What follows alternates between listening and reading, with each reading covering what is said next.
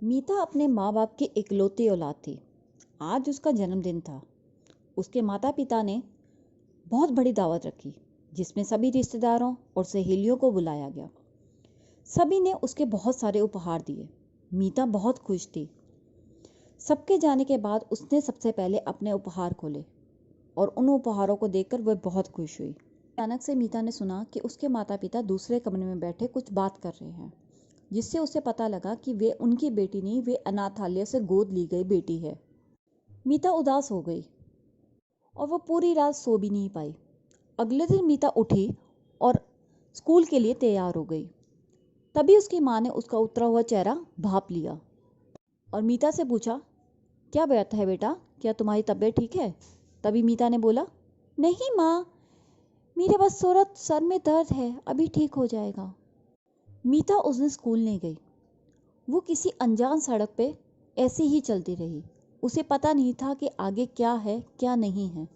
तभी रास्ते में उसे अनजान सड़क पे एक आवाज़ आई कि अरे मेम साहब, आप कहाँ जा रही हैं? आप यहाँ कैसे? मीता बड़ी हैरान हुई। तभी मीता ने बोला, नहीं, मैं बस यहाँ से ऐसे ही निकल रही थी, मुझे पता ही नहीं लगा मैं कब यहाँ तक आ पहुँची। लेकिन मीता ने बोला, तुम यहाँ क्या कर रही हो? तभी छुटकी ने बोला, दीदी हम तो यहीं रहते हैं। तभी छुटकी के भाई बहन भी उसके पास आ गए।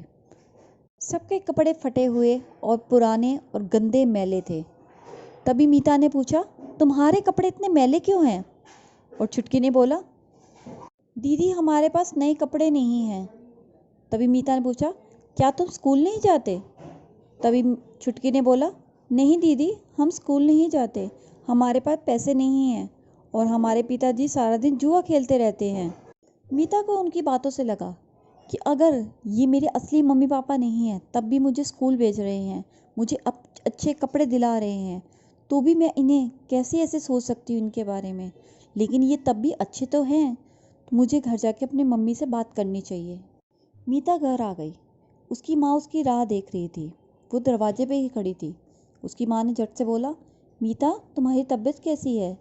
मीता ने बोला, मम्मी मैं आपसे एक बात पूछना चाहती हूँ। अगर आप मेरे असली मम्मी पापा नहीं हैं तो मेरे असली मम्मी पापा कौन हैं? तो उसकी माँ ने बोला, बेटा हम ही तो हैं तुम्हारे मम्मी पापा। तो मीता ने बोला, नहीं माँ, आप रात को आप पापा से बात कर रही थी कि मुझे आप अनाथालय से लेकर आई हैं। तभी उसकी माँ ने समझाया, नहीं बेटा, वो तुम नहीं, कोई और मीता है जिसे हम अनाथालय से लेकर आए थे। ये हम तुम्हारे जन्म से 2 साल पहले लेके आए थे, लेकिन उसे हेपेटाइटिस बी की बीमारी होने के कारण उसकी मौत हो गई और उसके 1.5 साल बाद तुम्हारा जन्म हुआ। वो बहुत प्यारी बच्ची थी, इसलिए तुम्हारा नाम भी हमने मीता रख दिया। बस यही है कहानी उस मीता की, और कोई बात नहीं कर रहे थे। तभी उसने मीता को अच्छा लगा और उसने अपनी माँ को गले लगा लिया। इसलिए बच्चों को कोई भी फैसला अपने आप करने से पहले अपने माँ बाप से बात करनी चाहिए और उस फैसले में अपने माँ बाप का भी पूरा हक होना चाहिए।